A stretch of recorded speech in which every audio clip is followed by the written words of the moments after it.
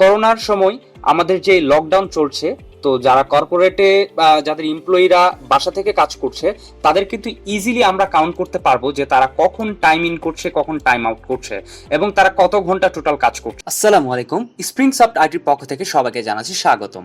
So আজকে আমি আপনাদের সামনে যে সফটওয়্যারটি নিয়ে এসেছি সেটা হচ্ছে HRM and the payroll software.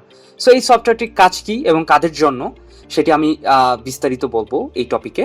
So HRM কথাটার অর্থ হচ্ছে human resource management and payroll software মানে আপনারা নিশ্চয়ই বুঝতে পারছেন যে এখানে একটা কর্পোরেট কোম্পানির যেই সকল আর কি এমপ্লয়ি যারা আছে তাদের বিভিন্ন ধরনের পেরোল ম্যানেজমেন্টের যে বিষয়টা থাকে সেই জিনিসটা কিন্তু আমরা এই সফটওয়্যারের মধ্যে ইনক্লুড করেছি।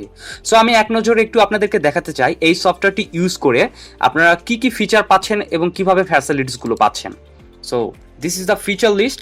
এখানে আপনারা দেখতে পাচ্ছেন salary sheet, bonus, credit facility, salary deduction, provident fund, then হচ্ছে employee management, attendance management, then হচ্ছে leave management, employee role, notice board, full HRM management, payroll management, then the attendance system, then the leave system, file management system. So আমি দেরি না করে এখন আমাদের সরাসরি আমাদের সফটওয়্যারে চলে যাচ্ছি।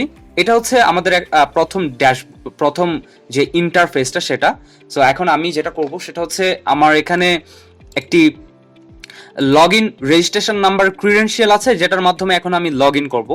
সো আমার যেহেতু অ্যাকাউন্টটা ক্রিয়েট করা আছে এর জন্য আমি সরাসরি এখান থেকে লগ ইন করতে পারবো।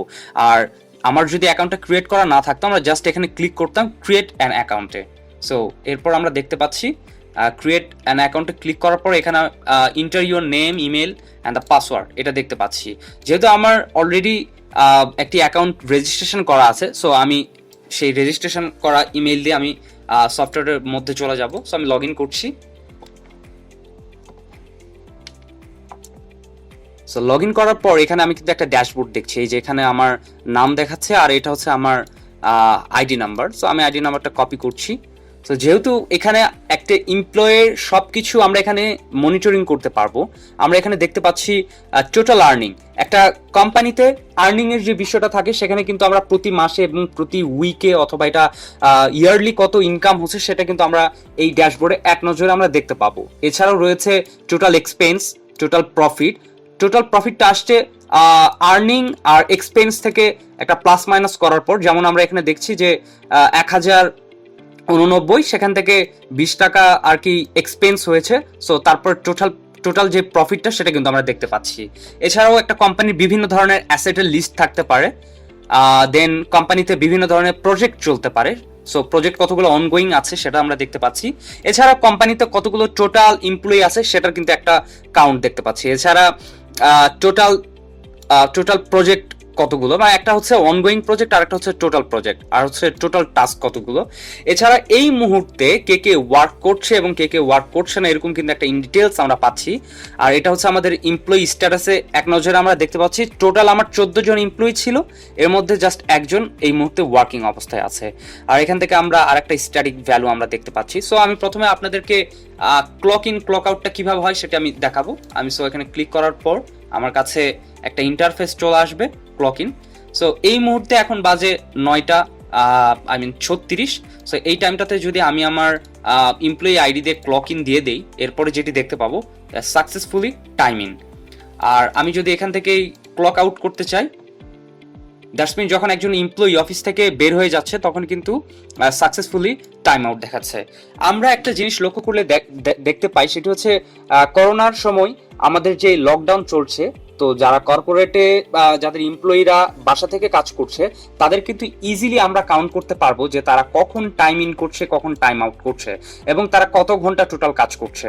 সো আমরা আদার্স কিছু ফাংশনালিটিতে চলে যাই। এটা আমার প্রোফাইল। সো আমার প্রোফাইলটা একটু ঘুরে আসি। এখানে প্রোফাইলে নাম, ইমেইল, এজ, এমার্জেন্সি কন্ট্যাক্ট, এছাড়াও রয়েছে joining date, NID number. That's mean একজন এমপ্লয়ির যাবতীয় যে বায়োডাটাগুলো স্টোর করে রাখা দরকার সেটা কিন্তু কাগজে কলমে না রেখে আমরা কিন্তু এই সফটওয়্যারটার মাধ্যমে খুব ইজিলি রাখতে পারি। এরপরে চলে আসছে যেটা ডিপার্টমেন্ট। সো আমাদের সফটওয়্যারটা পিএইচপি লারাভেলে করা আছে এবং অ্যাজাক্স দিয়ে ইনক্লুডেড। সো দ্যাটস ওয়াই আপনি কোনো লোড ছাড়া কিন্তু এটি ইউজ করতে পারবেন। যেমন আমি একটা ডিপার্টমেন্ট ক্রিয়েট করে আপনাদেরকে দেখাচ্ছি, টেস্ট, দেন আমি যদি এটা সেভ দিই কোনো লোড ছাড়া কিন্তু আমার এখানে চলে আসলো। এছাড়া এটা যদি ডিলিট করতে চাই ডিলিট করাও পসিবল। দ্যাটস মিন আপনি এখান থেকে নতুন করে ক্রিয়েট করতে পারবেন, ডিলিট করতে পারবেন এবং আপডেট করতে পারবেন। এছাড়া যদি আমি এমপ্লয়ি সেকশনে চলে যাই, এমপ্লয়ি সেকশনে আসলে আমি দেখতে পাই যে এখানে আমাদের এমপ্লয়ি কতজন আছে এবং তাদের বায়োডাটা, এবং এখান থেকে আমরা এমপ্লয়ির প্রোফাইল ভিউ করতে পারবো। এমপ্লয়ির প্রোফাইল ভিউ করা ছাড়াও এমপ্লয়িকে যদি আমরা চাই সেক্ষেত্রে আমরা ডিসেবল করে রাখতে পারবো। তার প্রোফাইলে যদি কোনো ফল্ট থাকে এডিট করতে পারবো এবং তাকে ডিলিট করতে পারবো। এরপরে যেটা চলে আসে সেটা হচ্ছে ইনকাম।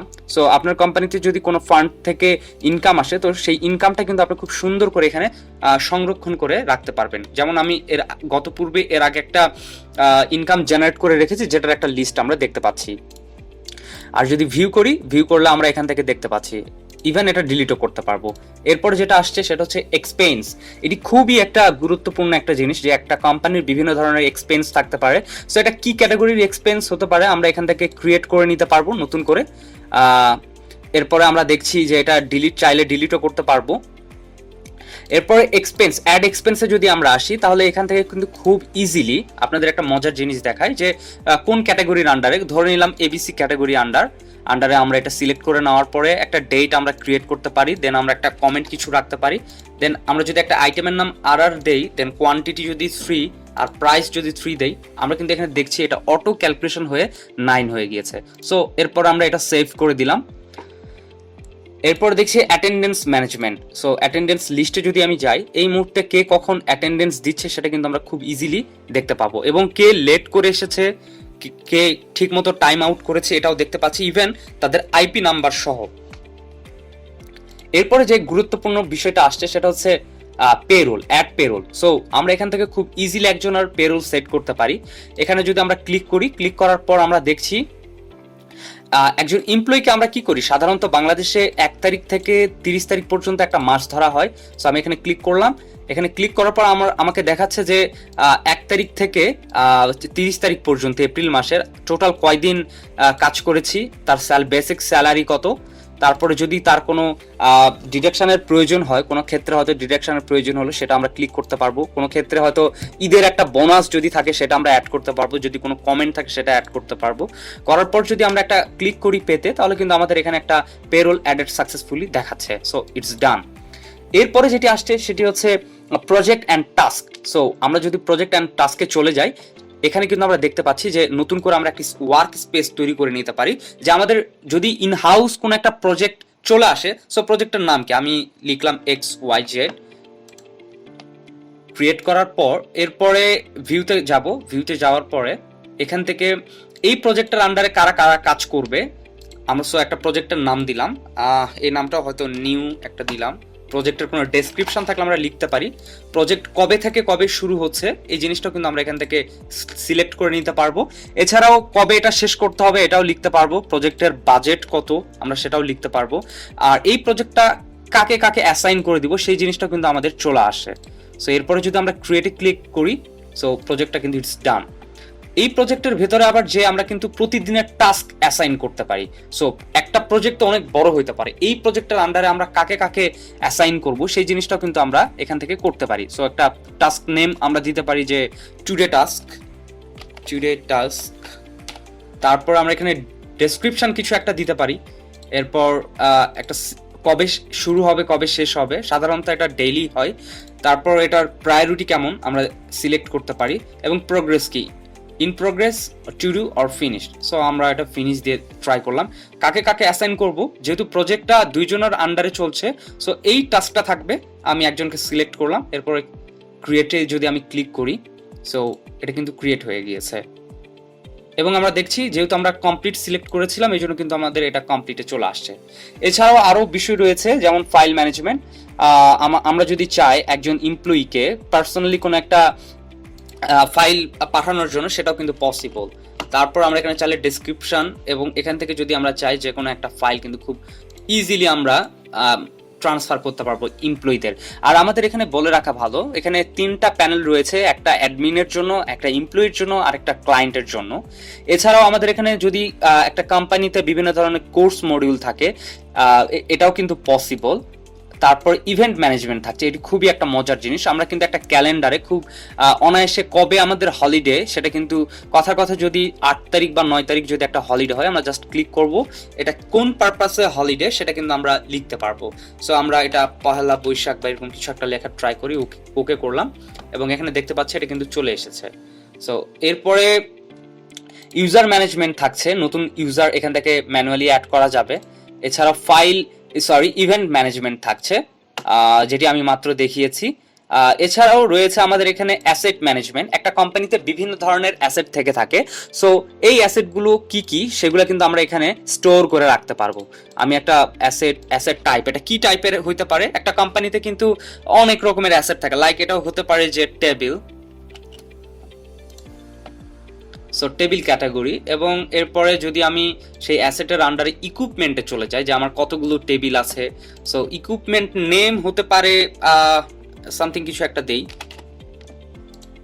এটা কোন ক্যাটাগরির আন্ডারে টেবিল, দেন এটার মডেল কত, এটা কত পিস আমার এখানে আছে কোয়ান্টিটি, এবং এটার প্রাইস কত ছিল সেটাও কিন্তু সেভ করে রাখা পসিবল। সো আমার এটা কিন্তু সেভ হয়ে গিয়েছে। সো আমাদের এই ছিল HRM সফটওয়্যার। সো এটি খুবই হেল্পফুল, যদি একজনের কর্পোরেট কোন একটা অফিস থেকে থাকে, তাদের জন্য অবশ্যই এই সফটওয়্যারটা অনেক বেশি হেল্প করবে। সো আপনারা যদি চান, তো সেক্ষেত্রে আপনারা এই সফটওয়্যারের মাধ্যমে আপনাদের এমপ্লয়ীদের attendance management system, payroll management system, file management system এবং এভরিথিং, একটা কোম্পানির যাবতীয় যে জিনিসপত্র কাগজে কলমে রাখার বিষয় থেকে থাকে, সেটা কিন্তু আপনারা এই সফটওয়্যারের মাধ্যমে খুব সুন্দরভাবে হ্যান্ডেল করতে পারবেন। সো ধন্যবাদ সবাইকে।